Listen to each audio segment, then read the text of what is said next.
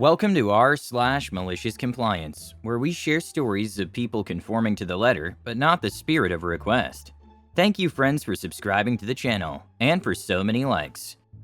The first story. The CEO refused to give me a raise, so I decided to have a blast before I quit. The second story. Boss made up stupid rules and I started to follow them. Then I decided to quit the job, and everything went wrong. The third story. Coworker decided to be late for work because he overslept, so I got his new, better position. Today's first story is Boss, under no circumstances.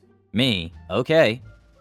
I was working in promotions at a TV station. The GM thought it would be a good idea if I was also a sales assistant. From 8 to 12, I was only to do sales stuff. That was it. From 1 to 5, I was only to work in promotions. No exceptions. It was kinda dumb. I know how to allot my time. Sometimes there were no sales stuff in the morning, and other times there was nothing in promotions in the afternoon. I did what needed to be done on my schedule. Then he started sending me emails almost weekly. Under no circumstances are you to work on promotions before lunch or sales after lunch. Okay, those days with no sales stuff before noon sat in my office and played games. If a salesperson asked me to write a script or enter an order after lunch, it would sit there until the next morning, even if I had no promotions to work on that afternoon. This went on for months until it got back to the GM, and he was all, I didn't mean that literally. Work on what you need to, blah blah blah. Guess under no circumstances means something different to him. I didn't last too much longer. I was put in charge of production and promotions with zero help. I asked the GM for a raise, and he told me that my low pay was job security. He didn't even want to give me the Creative Services Director title. I ordered new business cards with that title anyways, and he eventually caved. I knew my time there was done. You get what you pay for. I was sent to Vegas for the yearly promotional convention. Blew off the whole convention and partied my A off while charging it all to the station.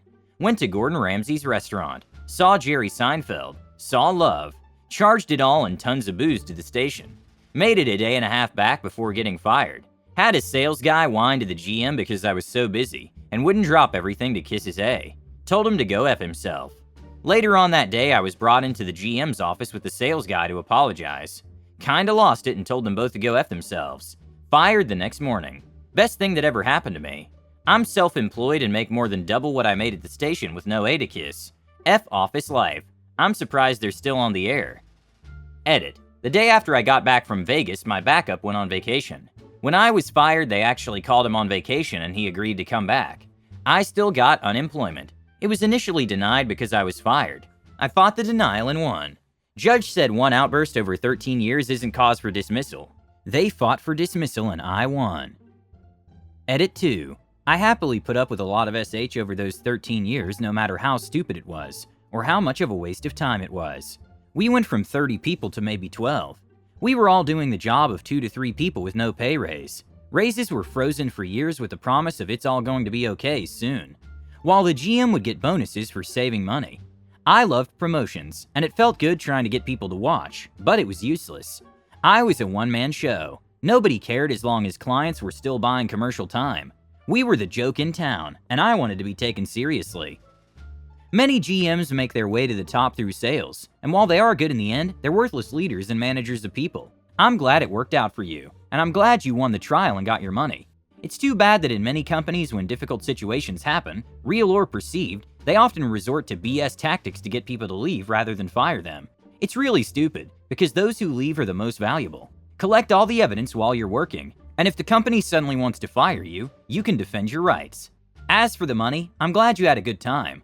I assume they did a little investigation into the company money you spent, and probably realized it was better to write off than to try to get the money back. If you were in charge of something like this and found out how little employees were getting for their work, and compared to the financial damage they had done, would you probably have tried to get it back in effort alone?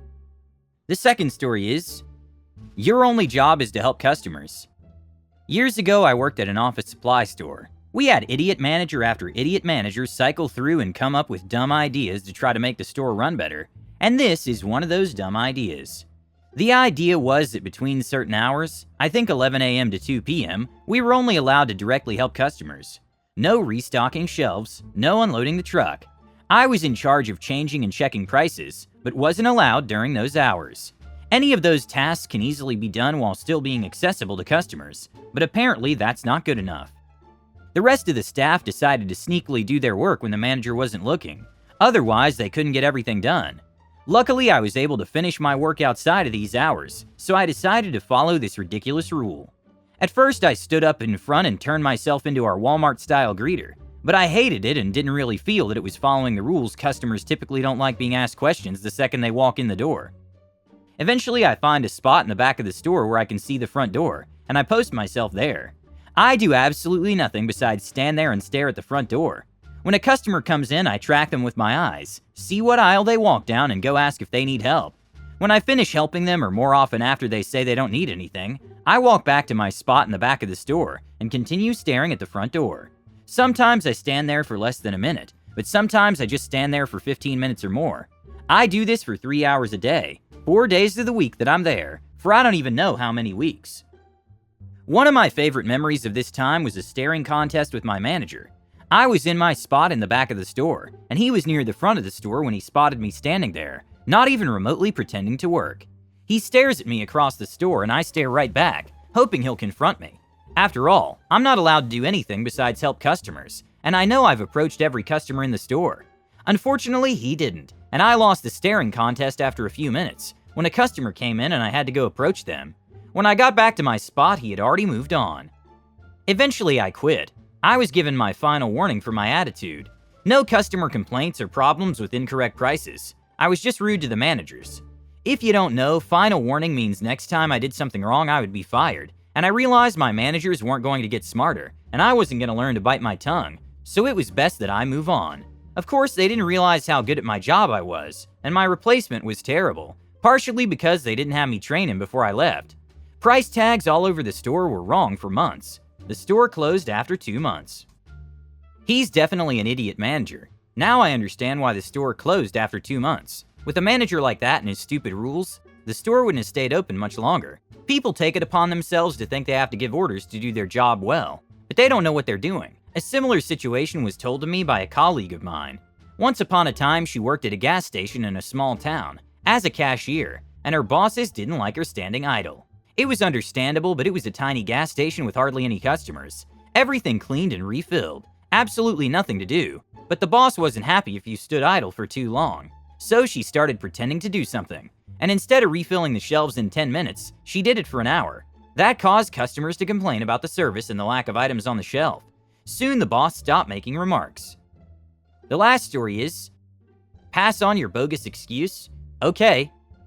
I was a medic in a light infantry battalion in the US Army in the early 90s. In our infantry battalion, there were 2 sets of medics in headquarters company, who all belonged to the same platoon. Most of the squads in the platoon were in the first set, and were referred to as line medics.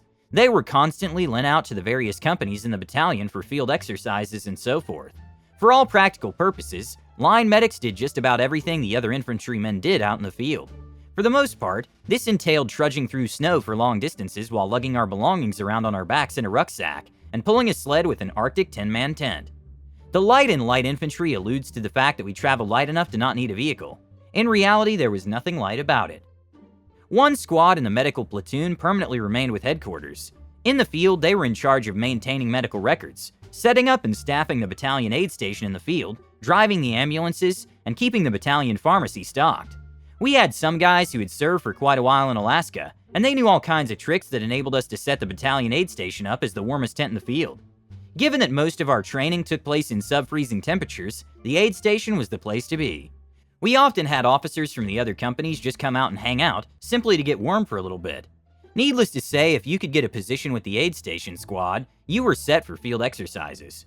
Far less walking, far more warmth, and a far happier life. There was a fellow line medic in my unit who I'll call Slug, because that's the generic term we used in the Army for someone who was a waste of space. I actually liked Slug when I first met him. He was friendly, easygoing, and he seemed to be an all-around nice guy. Over time, my respect for Slug waned more and more. He always seemed to be broke, and he was not shy about asking to borrow money. He gave his girlfriend my phone number because he didn't want to pay to maintain his own, and she would always call me to vent about him on the numerous occasions that she caught him cheating on her. If there was ever work to be done, he always found excuses to be elsewhere. To put things in perspective, avoiding work was a highly respected art form known as shamming in my unit, but there were caveats. Avoiding work at your buddy's expense was frowned upon, and clumsy excuses that put you or your buddies in a bad light were also considered to be in poor taste. For example, getting 4 guys together for vehicle maintenance at the motor pool when in reality they were each simply going to get on a creeper, a board that rolls under vehicles, for a mid-morning nap was a highly regarded form of shamming. Slug loved to sham, but he was terrible at it. More often than not, his attempts made the rest of us look bad, and they often brought more work on us to boot. For whatever reason, the stars aligned in Slug's favor, and he was given the opportunity to attend SUSV driving school for the purposes of driving an ambulance. An SUSV is an all-terrain vehicle that was invaluable to us in the snow. This golden opportunity was poised to deliver him from the harsh life of the frontline medic into the luxury life of the rear medic. It just so happened that the first day of driving school happened to fall during the daylight saving switchover. The change was such that anyone forgetting about it would have shown up to work an hour early.